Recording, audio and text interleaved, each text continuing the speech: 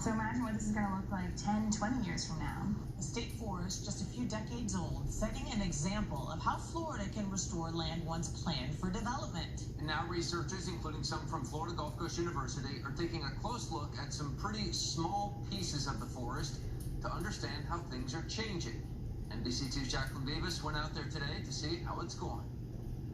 The Picayune Strand State Forest is a unique location for scientists to collect research on a spot that once was planned for development and only recently started becoming this, an opportunity to show that humans can not only destroy land but also restore it.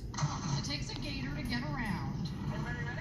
To see these gators in their recently refurbished neighborhood. We already have the alligators that have started to come in. We've got tricolored heron right there. Animals making themselves at home on thousands of acres of land that was once planned for homes of a different kind. That's sort of the goal, is to try and get it back to the way it naturally is. Phoebe, a Florida Gulf Coast graduate student, So we're going to hike in. visits here partially for its beauty. Every time I come out, even though it's only a month apart, there's always something a little bit different. But specifically for this. Let me take a quick look down. Oh, wait.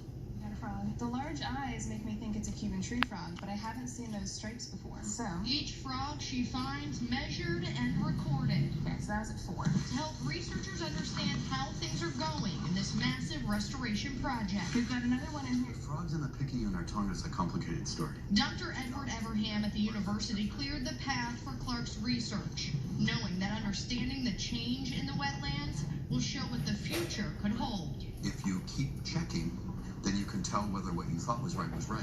The recreated land now sharing its own story. This is what it all looks like before we came in and started changing everything. Filled with insects and frogs, both counted one by one. This is a new sort of coloration pattern that they've started to form. And bigger animals too, The deer are starting to come back. We're seeing more bears. proving it is possible for even nature to turn back time. Everything around here is all connected to this one spot. And by restoring it, we're improving everything in this area. I think we need hope these days. Reporting in the Picayune Strand State Forest, Jacqueline Beavis, NBC2.